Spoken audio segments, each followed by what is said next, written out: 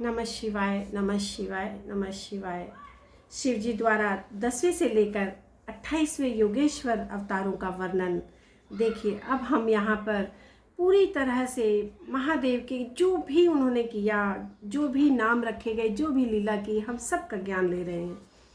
ब्राह्मण 10वें द्वापर में त्रिधामा नामक नाम के मुनि व्यास होंगे। हिमालय के रमणीय शिखर पर पर्वतोत्तम भृगुतुंग पर निवास करेंगे। वहाँ भी मेरे श्रुति विदित 4 पुत्र होंगे। भृंग, बलबंधु, नरामित्र, तपोधन, केतुश्रृंग। 11वें द्वापर में जब त्रिवृत नामक व्यास होंगे, तब मैं कलयुग में गंगा द्वार में तप नाम से प्रकट होऊंगा। वहाँ भी मेरे लंबोदर, लंबाक्ष, केश लंब और प्रलंबक नामक 4 दृढ़वर्ती पुत्र होंगे। 12वीं चतुर्युगी के द्वापर युग में शततेजा नाम के वेदव्यास होंगे। उस समय मैं द्वापर के समाप्त होने पर कलयुग में हेम कंचुक में जाकर अत्रि नाम से अवतार लूंगा।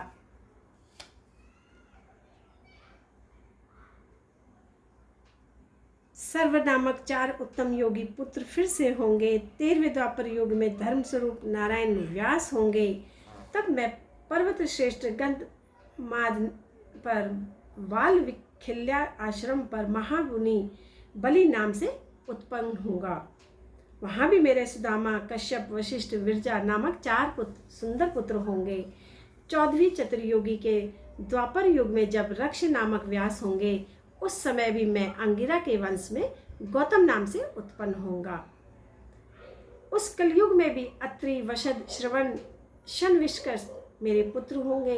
15वें द्वापर में वे त्रयारुणी व्यास होंगे। उस समय भी मैं हिमालय के पृष्ठ भाग में स्थित वेद शीर्ष नामक पर्वत पर सरस्वती के उत्तर तट का आश्रय ले वेदशिरा नाम से अवतार ग्रहण करूंगा। उस समय महापराक्रमी वेदशिर ही मेरा अस्त्र होगा और वहाँ भी मेरे 4 दृढ़ पराक्रमी पुत्र होंगे। उनके नाम होंगे कुणी, कुणीबाहु, कुशीर और कुनेत्रक। 16वें द्वापर युग में जब व्यास का नाम देव होगा, तब मैं योग प्रदान करने के लिए परम पुण्य में गोकर्ण वर्ण में गोकर्ण नाम से प्रकट होऊंगा। वहाँ भी मेरे कश्यप, पुष्णा, च्युवन, बृहस्पति नामक 4 पुत्र होंगे। वे जल के समान निर्मल और योगी होंगे तथा उसी मार्ग के आश्रय से शिवलोक को प्राप्त हो जाएंगे। 17वीं चतुर्युगी द्वापर युग में देवकृत्यंजय व्यास होंगे। उस समय मैं हिमालय के अत्यंत ऊंचे एवं रमणीय शिखर महालय पर्वत पर गुहावासी नाम से अवतार धारण करूंगा। क्योंकि हिमालय शिव क्षेत्र कहलाता है, वहीं उत्थ्य, वामदेव, महायोग, महाबल नाम के मेरे पुत्र भी होंगे। 18वीं चतुर्युगी के द्वापर युग में जब मृत्युंजय व्यास होंगे, तब मैं हिमालय के उस सुंदर शिखर पर, जिसका नाम शिखंडी पर्वत है, जहाँ महान पुण्य में सिद्ध क्षेत्र तथा सिद्धों द्वारा सेवित शिखंडी वन भी है, और शिखंडी नाम से उत्पन्न होगा। वहाँ भी वाजश्रवा, रुचिक, श्यावास्य, यतीश्वर नामक मेरे 4 पुत्र होंगे। 19वें द्वापर में महामुनि भरद्वाज व्यास होंगे और उस समय भी मैं हिमालय के शिखर पर माली नाम से उत्पन्न होऊंगा और मेरे सिर पर लंबी लंबी जटाएं होंगी। वहाँ पर भी मेरे सागर के से गंभीर स्वभाव वाले हिरण्यनामा, कौशल्य, लोकाक्षी, प्रधीमी नामक पुत्र होंगे। 20वीं चतुर्युगी के द्वापर में होने वाले व्यास का नाम गौतम होगा। तब मैं भी हेमवान के पृष्ठ भाग में पर्वत श्रेष्ठ 28 पर, जो सदा देवता, मनुष्य, यक्षेंद्र, सिद्ध चरणों द्वारा अधिष्ठित रहता है, 28 नाम से अवतार धारण करूंगा। उस युग के मनुष्य 28 प्रेमी होंगे। उस समय भी मेरे उत्तम योग संपन्न 4 पुत्र होंगे। उनके नाम से सुमंत, वरवरी, विद्वान, कंबंद और कुनिकंधर।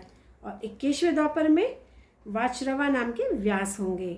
तब दारुक नाम से प्रकट होऊंगा और इसलिए उस शुभ स्थान का नाम दारुवन पड़ जाएगा। वहाँ भी मेरे प्लक्ष, दार्भ्यानी, केतुमान और गौतम नाम के 4 परम योगी उत्पन्न होंगे। 20वीं चतुर्युगी के द्वापर में भी सुषमायन नामक व्यास होंगे। तब भी मैं वाराणसी में पूरी लांगली भीम नामक महामुनि के रूप में अवतरित होऊंगा। उस कलयुग में इंद्र सहित समस्त देवता मुझ हलायुध धारी शिव का दर्शन करेंगे और उस अवतार में मेरे भल्लवी, मधु, पिंग, श्वेत केतु नामक 4 परम धार्मिक पुत्र होंगे। 23वीं चतुर्युग में तृणबिंदु नामक मुनियास होंगे। तब मैं सुंदर कालिंज गिरी पर श्वेत नाम से प्रकट होऊंगा। वहाँ भी मेरे उशिक, बृहदश्वी, देवल, कुड, कवि नाम से प्रसिद्ध 4 तपस्वी पुत्र होंगे। 24वीं चतुर्युग में जब ऐश्वर्यशाली यक्ष व्यास होंगे तो उसमें नैमिक क्षेत्र में शूली नामक महायोगी होकर उत्पन्न होगा और उस युग में मेरे 4 तपस्वी होंगे, शालिहोत्र, अग्निवेश, युवनाश और शरदवसु। 25वें द्वापर में जब व्यास शक्ति नाम से प्रसिद्ध होंगे तब मैं भी प्रभावशाली एवं दंडधारी महायोगी के रूप में प्रकट होऊंगा। मेरा नाम मुंडेश्वर होगा। अब उस अवतार में छगल, कुंडवर्ण, कर्ण और कुंभांड और प्रवाहक मेरे तपस्वी शिष्य होंगे। 26वें में द्वापर में जब व्यास का नाम पराशर होगा तब मैं भद्रवट नामक नगर में सहिष्णु नाम से अवतार लूँगा। उस समय उलूक, विद्युत, शंभुक, अश्वरायन नाम वाले मेरे 4 तपस्वी शिष्य होंगे। 27वें द्वापर में जातुकर्ण्य व्यास होंगे और तब मेरे 4 पुत्र होंगे, अक्षपाद, कुमार, उलूक और वत्स नाम से प्रसिद्ध मेरे 4 तपस्वी शिष्य होंगे। 28वें द्वापर में भी भगवान शिव पराशर के पुत्र रूप में जयपैन नामक व्यास होंगे। तब पुरुषोत्तम श्री कृष्ण अपने छठे अंश वासुदेव के श्रेष्ठ पुत्र के रूप में उत्पन्न होकर वासुदेव कहलाएंगे। उसी समय योगात्मा मैं भी लोगों के आश्चर्य में डालने के लिए योग माया के प्रभाव से ब्रह्मचारी का शरीर धारण प्रकट करूंगा।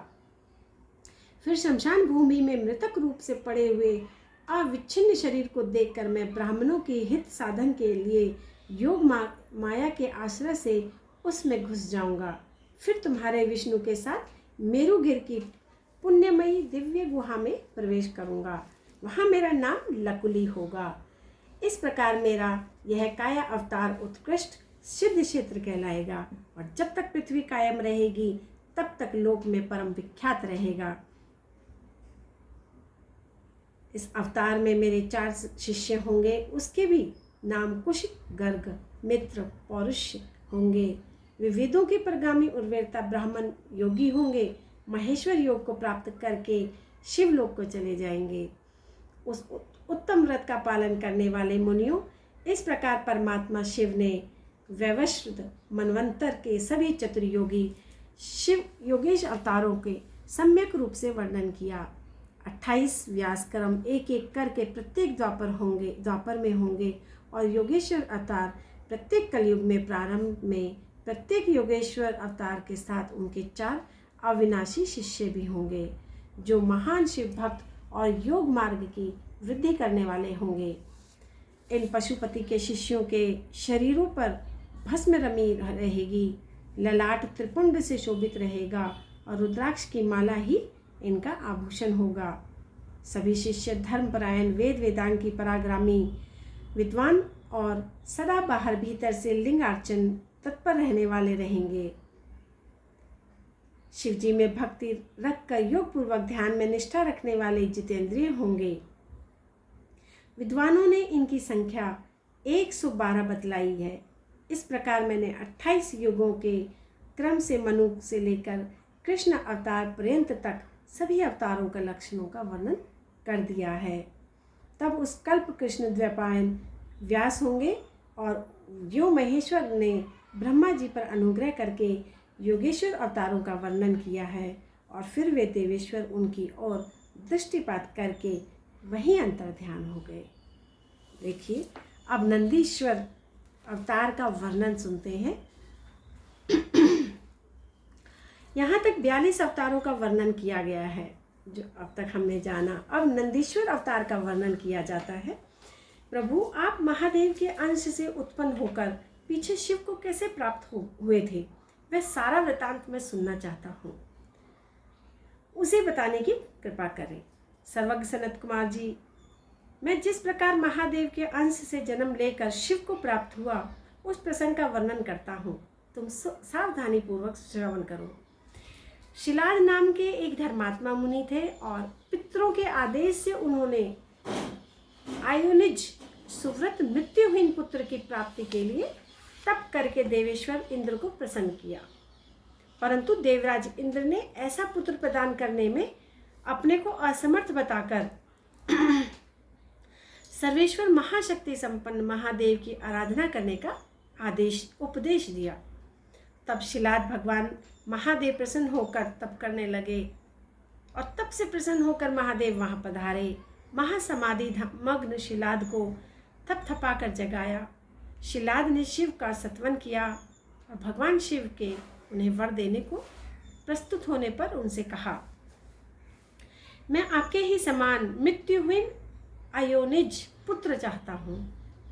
तब शिवजी प्रसन्न होकर मुनि से बोले, तपोधन विप्र, पूर्व काल में ब्रह्मा जी ने मुनियों ने बड़े बड़े देवताओं ने मेरे अवतार धारण करने के लिए तपस्या द्वारा मेरी आराधना की है।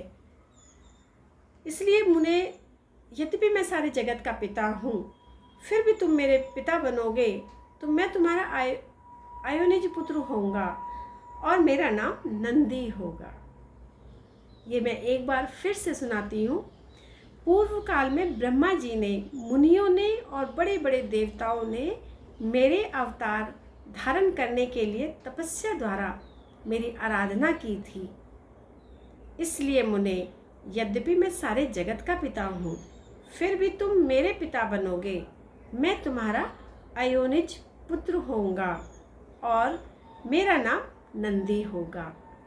नंदीश्वर जी कहते हैं, यूँ कहकर कृपालु शंकर ने अपने चरणों में प्रणिपात करके सामने खड़े हुए शिलाद मुनि की ओर कृपा दृष्टि से देखा। उन्हें ऐसा आदेश दिया कि वे तुरंत ही उमा सहित वहीं अंतर्ध्यान हो गए। महादेव जी के चले के जाने के पश्चात महामुनि शिलाद ने अपने आश्रम में आकर ऋषियों से सारा वृत्तांत कह सुनाया।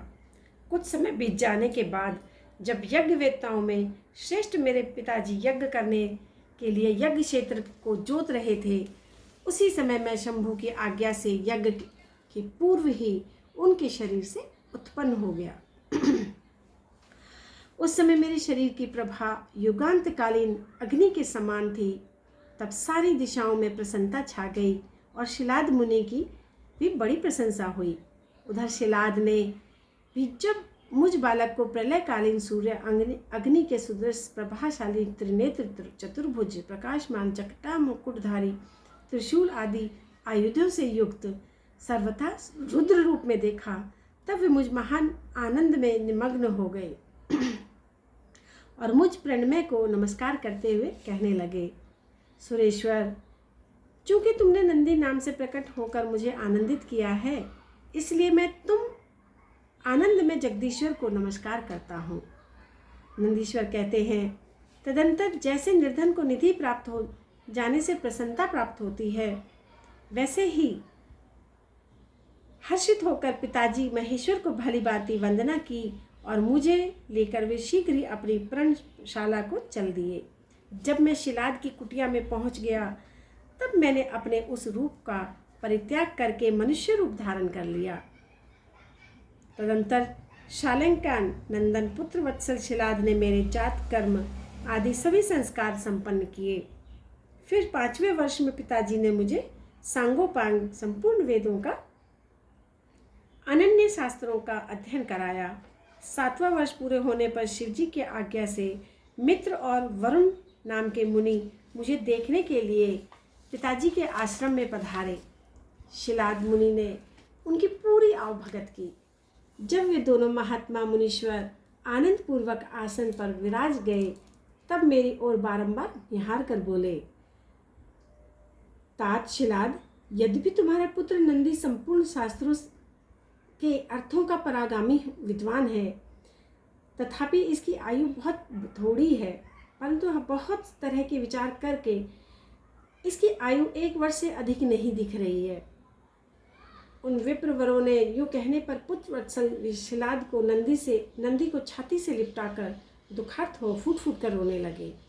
तब पिता और पितामह को मृतक की भांति भूमि पर पड़ा हुआ देख नंदी शिवजी के चरण कमलों के स्मरण करके प्रसन्नतापूर्वक पूछने लगा कि आपको ऐसा कौन सा दुख आ पड़ा है जिसके कारण आपका शरीर कांप रहा है, आप रो क्यों रहे हो? तो वहाँ आपको ऐसा कौन सा दुख है जो प्राप्त हो गया है, मैं ठीक ठीक से जानना चाहता हूँ। बेटा, तुम्हारी अल्प आयु से मैं अत्यंत दुखी हो गया हूँ। तुम ही बताओ, अब मेरे इस कष्ट को कौन दूर करेगा? मैं उसकी शरण ग्रहण करूं। तो पुत्र बोला, पिताजी, मैं आपके सामने शपथ करता हूं और यह बिल्कुल सत्य बात कह रहा हूं, चाहे देवता, दानव, यम, काल और अनन्य प्राणी ये सब के सब मिलकर मुझे मारना चाहे तो भी मेरी बाल्यकाल में मृत्यु नहीं होगी, अतः आप दुखी मत हो। पिता ने पूछा, मेरे प्यारे लाल, तुमने ऐसा कौन सा तप किया है, तुम्हें कौन सा ज्ञान ऐसा है, योग ऐश्वर्य प्राप्त है जिसके बल पर तुम इस दारुण दुख को नष्ट कर दोगे? पुत्र ने कहा, तात, मैं ना तो तप से मृत्यु को हटाऊंगा, ना विद्या से। मैं महादेव के भजन से मृत्यु को जीत लूंगा, इसके अतिरिक्त अन्य कोई उपाय नहीं है। नंदीश्वर कहते हैं, मुने, यो कहकर मैंने सिर झुकाकर पिताजी के चरणों में प्रणाम किया और फिर उनकी प्रदक्षिणा करके उत्तम वन की राह ली। देखिए, नंदीश्वर के जन्म और वर प्राप्ति, अभिषेक और विवाह का वर्णन अब होगा। नंदीकेश्वर कहते हैं, वन में जाकर मैंने एकांत स्थान में अपना आसन लगाया और उत्तम बुद्धि का आश्रय लिया। मैंने उग्र तप में प्रवृत्त बड़े बड़े मुनियों के लिए भी जो दुष्कर था, उस समय नदी के पावन तट पर सुदृढ़ रूप से ध्यान लगाकर बैठ गया। एकाग्र तथा समाधित हो अपने हृदय कमल में मध्य भाग, त्रिनेत्र, 10 भुजा, 5 मुख, शांति स्वरूप देवादिदेव शिव शक्ति, सदा शिव शक्ति का ध्यान करके रुद्र मंत्र का जाप करने लगे। जब से तल्लीन मुझे देखकर चंद्रादभूषण परमेश्वर महादेव प्रसन्न हो गए और उमा सहित वहाँ पधार कर प्रेम पूर्वक बोले, शिलाद नंदन, तुमने बड़ा उत्तम तप किया है। तुम्हारा इस तपस्या से संतुष्ट होकर मैं तुम्हें वर देने के लिए आया हूँ। तुम्हारे मन में जो अभिष्ट है मांग लो। महादेव जी के यूँ कहने पर मैं सिर के बल उनके चरणों में लेट गया। फिर बुढ़ापा तथा शोक का विनाश करने वाले परमेशान की स्तुति करने लगा। तब परम कष्टहारी वृषभध्वज परमेश्वर शंभु ने मुझ पर भक्ति संपन्न नंदी को, जिसके नेत्रों में आंसू छलक आए थे, उस जो सिर के बल चरणों पे पड़ा था, उन दोनों हाथों से पकड़कर उठा लिया।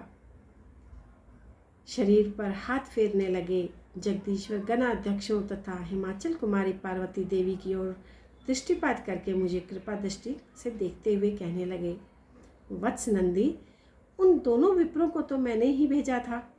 महाप्राग, तुम्हें मृत्यु का भय कहाँ? तुम तो मेरे ही समान हो, अजर, अमर और दुख रहित, अव्यय और अक्षय होकर सदा गणनायक बने रहोगे तथा पिता और सुहृद वर्ग सहित मेरे प्रियजन होगे। तुम में मेरे ही समान बल रहेगा। तुम नित्य मेरे पार्श्व भाग में स्थित रहोगे और तुम पर निरंतर मेरा प्रेम बना रहेगा। मेरी कृपा से जन्म और जरा मृत्यु तुम पर अपना प्रभाव नहीं डाल पाएंगे। यूँ कहकर कृपा सागर शंभु ने कमलों की बनी अपनी शिरोमाला को उतार कर तुरंत ही मेरे गले में डाल दी और उस शुभ माला के गले में पड़ते ही मैं 3 नेत्र और 10 भुजाओं से संपन्न हो गया। द्वितीय शंकर सा प्रतीत होने लगा। तदंतर परमेश्वर शिव ने मेरा हाथ पकड़कर पूछा, बताओ अब तुम्हें कौन सा उत्तम वर दूं? फिर वृषभध्वज ने अपने जटा में स्थित हार के समान निर्मल जल को हाथ में लेकर, तुम नंदी हो जाओ, नदी हो जाओ, यूँ कहकर उसे छोड़ दिया। तब वह जल उत्तम ढंग से बहने लगी।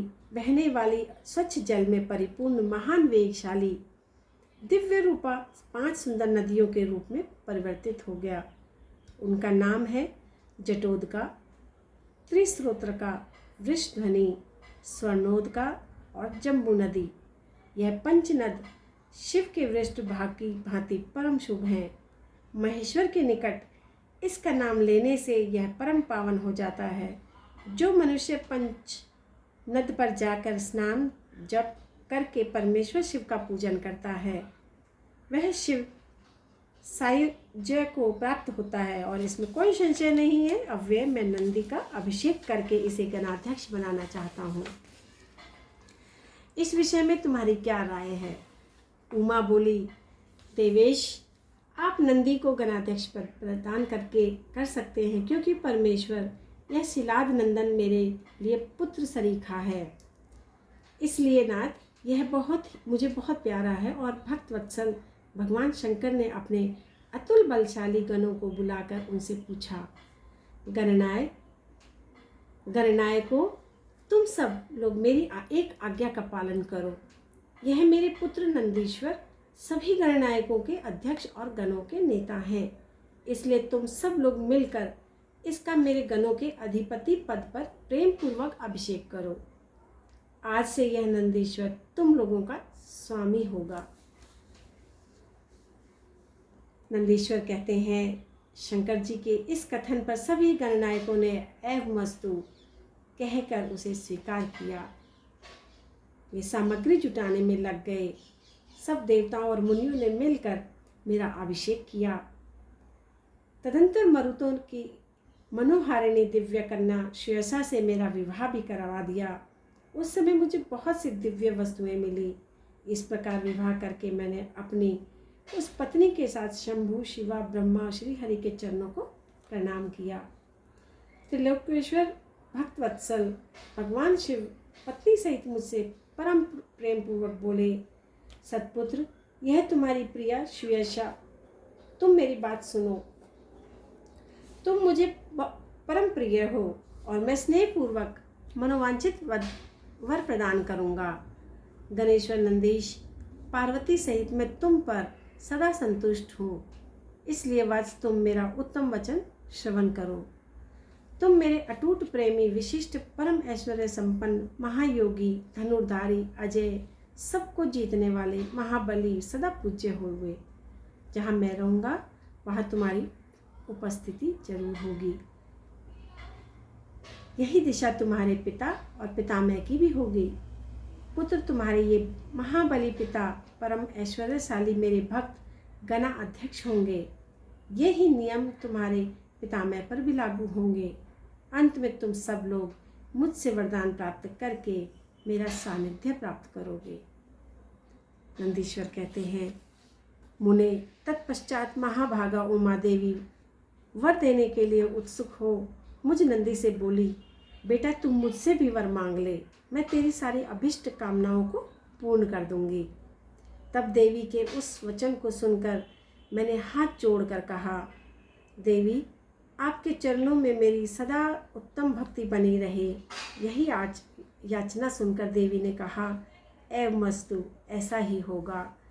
फिर शिवानंदी के प्रियतमा पत्नी श्रेयसा से बोली, तुम भी अपना अभिष्ट वर ग्रहण करो। देवी ने कहा, तुम्हारे 3 नेत्र होंगे और जन्म बंधन से छूट जाओगी, पुत्र पौत्रों से संपन्न रहोगी और तुम्हारी मुझ में अपने स्वामी में अटल भक्ति बनी रहेगी।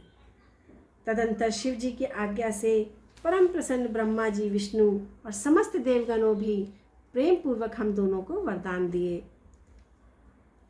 परमेश्वर शिव कुटुंब सहित मुझे अपनाकर उमा सहित वृक्ष पर आरूढ़ हो संबंधियों एवं बांधवों के साथ निवास स्थान को चले गए। तब वहां उपस्थित विष्णु और समस्त देवता मेरी प्रशंसा तथा शिव शिवा की स्तुति करते हुए अपने अपने धाम को चल दिए। इस प्रकार मैंने तुमसे अपने अवतार का वर्णन किया। यह मनुष्य के लिए सदा आनंददायक और शिव भक्त का वर्धक है।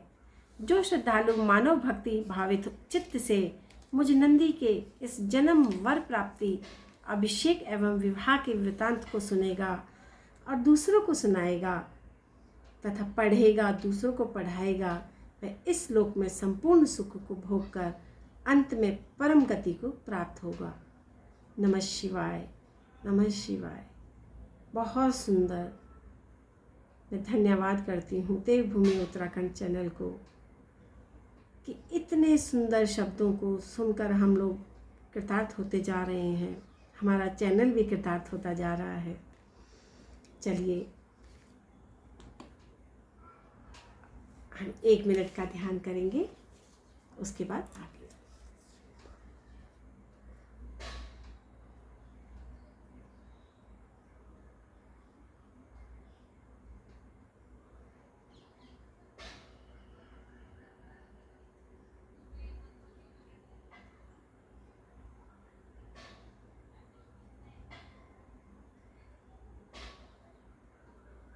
आज शिव परिवार के साथ हम नंदी जी को भी ध्यान में लेकर आएंगे।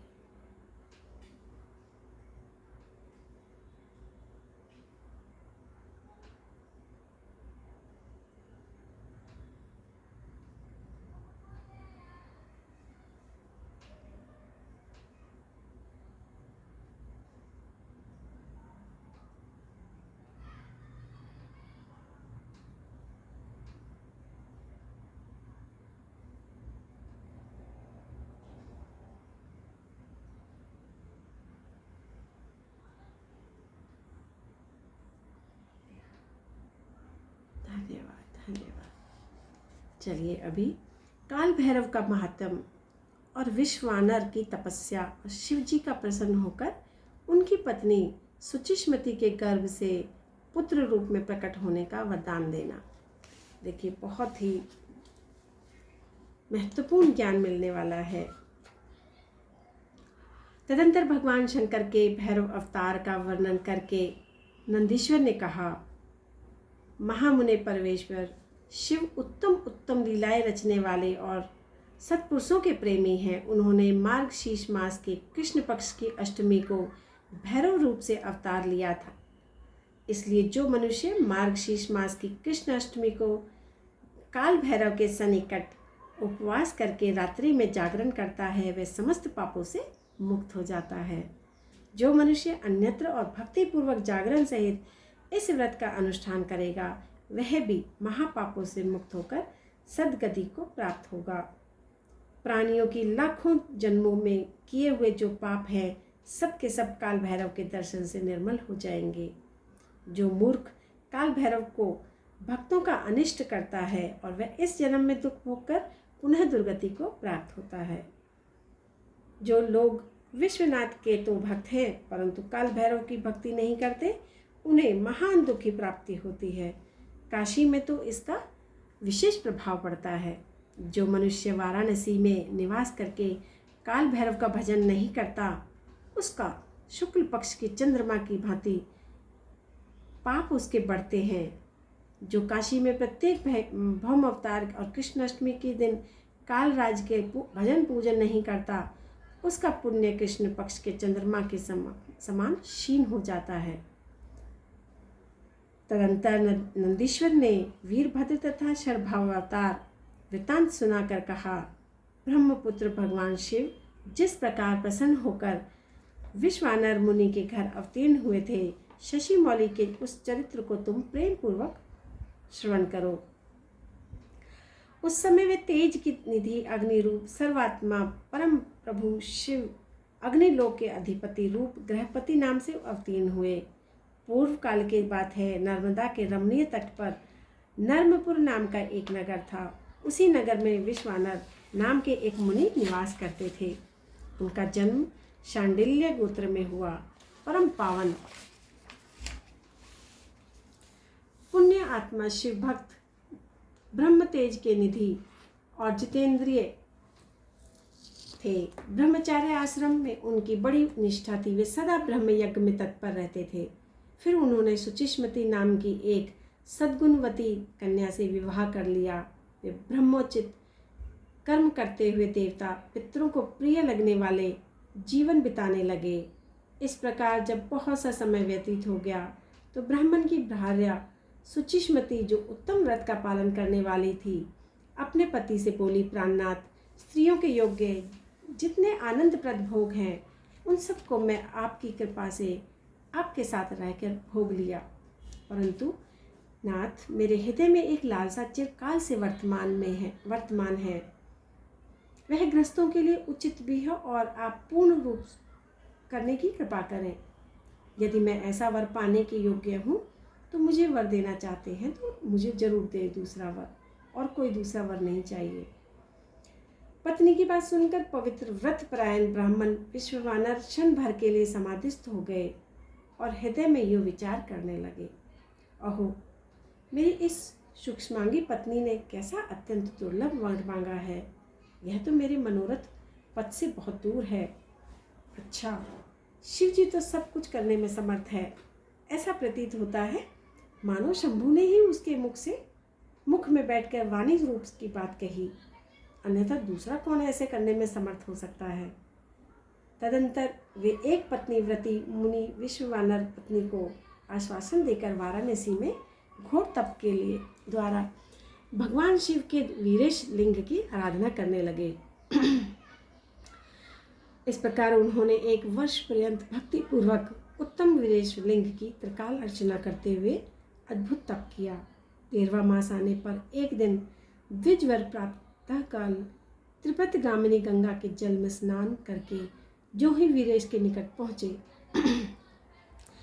तो ही उन तपोधन को उस लिंग के एक मध्य 8 वर्षीय विभूति भूषित बालक दिखाई दिया। उस नग्न शिशु के नेत्र कानों तक फैले हुए थे, होठों पर गहरी लालिमा छाई हुई थी, मस्तक पर पीले रंग की सुंदर जटा और मुख पर हंसी खेल रही थी। शैशवोचित अलंकार चिता भस्म धारण किए हुए अपनी लीला से हंसता हुआ श्रुति सूक्तों का पाठ कर रहा था। उस बालक को देखकर विश्ववानर मुनि कृतार्थ हो गए। आनंद के कारण उनका शरीर रोमांचित हो गया तथा बारंबार नमस्कार किया और उनका हृदय उद्गार फूट पड़ा। अभिलाषा से 8 पद्मों द्वारा बाल रूपी पद्म परमानंद स्वरूप शंभु का सत्वन करते हुए बोले कि आप ही एकमात्र अद्वितीय ब्रह्म है, सारा जगत आपको ही स्वरूप है। यहाँ अनेक कुछ भी नहीं, बिल्कुल सत्य है। एकमात्र रुद्र के अतिरिक्त किसी दूसरे की सत्ता नहीं है। मैं आप महेश की शरण ग्रहण करता हूँ। आप ही सबके कर्ता हर्ता, जैसे आत्मधर्म एक होते हुए भी अनेक रूप से दिखता है, उसी प्रकार आप भी एक रूप होकर नाना रूपों में व्याप्त हो, फिर भी आप रूप सहित रहित हैं। इसलिए आप ईश्वर की अतिरिक्त मैं किसी दूसरे की शरण नहीं ले सकता। जिस राज्य में सर्प, सीपी में चांदी और मृग मरीचिका में जल प्रवाह का भान मिथ्या है, उसी प्रकार जिसे जान लेने पर विश्व प्रपंच मिथ्या भासित होता है। महेश्वर, मैं शरण लेता हूँ शंभु। जल में जो शीतलता, अग्नि दहकता, सूर्य में गर्मी, चंद्रमा में अर्धकालिकता और पुष्प में गंध और दूध में घी और वर्तमान है, वह आपका ही स्वरूप है। मैं आपकी शरण में हूँ। आप कान रहित होकर शब्द सुनते हैं, नासिका विहीन होकर सूंघते हैं, पैर न होने पर दूर तक चले जाते हैं, नेत्र निहीन होकर भी सब कुछ देखते हैं, जिव्या रहित होकर भी समस्त रसों के ज्ञाता है। भला आपको सम्यक रूप से कौन जान नहीं सकता। मैं आपकी शरण में जाता हूँ। आपके रहस्य को जो साक्षात वेद ही जानता है, न विष्णु अखिल विश्व के विधाता ब्रह्मा, योगेंद्र, इंद्र, प्रधान देवताओं को भी इसका पता है। परंतु आपका भक्त उसे जन्म लेता है और आपकी शरण ग्रहण करता है। ईश, ना तो आपका कोई गोत्र है, न जन्म, न नाम, न रूप, न शील, न देश होने पर भी आप त्रिलोकी के अधीश्वर हैं और संपूर्ण कामनाओं को पूर्ण करने वाले। इसलिए मैं आपका भजन करता हूँ। आप सर्व स्वरूप हैं। सारा विश्व प्रपंच आपसे ही प्रकट हुआ। आप गौरी के प्राणनाथ, दिगंबर, परम शांत हैं। बाल, युवा, वृद्ध रूप आप ही वर्तमान है। ऐसी कौन सी वस्तु है जिसमें आप व्याप्त ना हो। मैं आपके चरणों में नतमस्तक हूँ। ऐसी स्तुति करके विश्वानर हाथ जोड़कर भूमि पर गिरना चाहते थे, तब तक संपूर्ण वृद्धों के वृद्ध बाल रूपधारी शिव परम हर्षित होकर भूदेव से बोले, विश्वानर, तुमने आज मुझे संतुष्ट कर दिया है। भूदेव, मेरा मन परम प्रसन्न हो गया है। अतः अब तुम उत्तम वर मांग लो। और मुनि श्रेष्ठ विश्वानर कृत्य कृत्य हो गए और उनका हर्ष मग्न हो गया। बाल रूपधारी शंकर जी से बोले, प्रभावशाली महेश्वर, सर्वांत ऐश्वर्य संपन्न, आप सर्वज्ञ, कौन सी बात छिपी है? फिर भी आप मुझे दीनता प्रकट करने वाले याचा के आकृष्ट होने के लिए क्यों कह रहे हो? महेशान, ऐसा जानकर आपकी जैसी इच्छा हो वैसा कीजिए। इस पवित्र व्रत में तत्पर विश्वानर उस वचन को सुनकर पवन शिशु रूपधारी महादेव हंसकर सुचि से बोले, सुचे, तुमने अपने हृदय में अपने पति सुचिस्मति के प्रति जो अभिलाषा रखी है वह निसंदेह थोड़े ही समय में पूर्ण हो जाएगी। मैं सुचिस्मति के गर्भ से तुम्हारा पुत्र प्रकट होकर होऊंगा। मेरा नाम ग्रहपति होगा। मैं परम पावन समस्त देवताओं के लिए प्रिय होऊंगा और जो मनुष्य 1 वर्ष तक शिव जी के संकट निकट रहकर तुम्हारे पुण्य में अभिलाषा साष्टक स्तोत्र का तीनों काल पाठ करेगा, उसकी सारी अभिलाषाएं यह पूर्ण कर देगा। इस स्रोत का पाठ पुत्र, पौत्र और धन का प्रदाता, सर्वथा शांति कारक, सारी विपत्तियों का विनाशक, स्वर्ग और मोक्ष रूप संपत्ति का कर्ता और समस्त कामनाओं को पूर्ण करने वाला, निसंदेह यह अकेला ही समस्त स्रोतों के समान है। इतना कहकर बाल रूपी धारी शंभु, जो सत्पुरुषों की गति है, अंतर्ध्यान हो गए। तब विप्रवर विश्वानर भी प्रसन्न मन से अपने घर को लौट गए। अब 1 मिनट का ध्यान।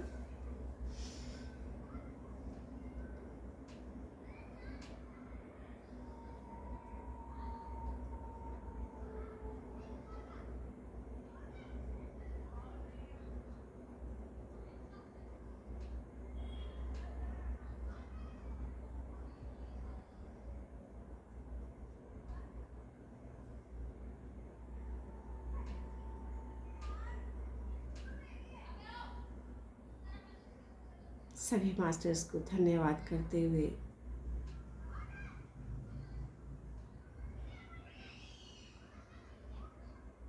शिव शक्ति और समस्त शिव परिवार के साथ नंदीश्वर को भी प्रणाम करते हुए हम शिव पुराण का शेष भाग कर नमः शिवाय, नमः शिवाय, नमः शिवाय अपने ध्यान से बाहर आएंगे।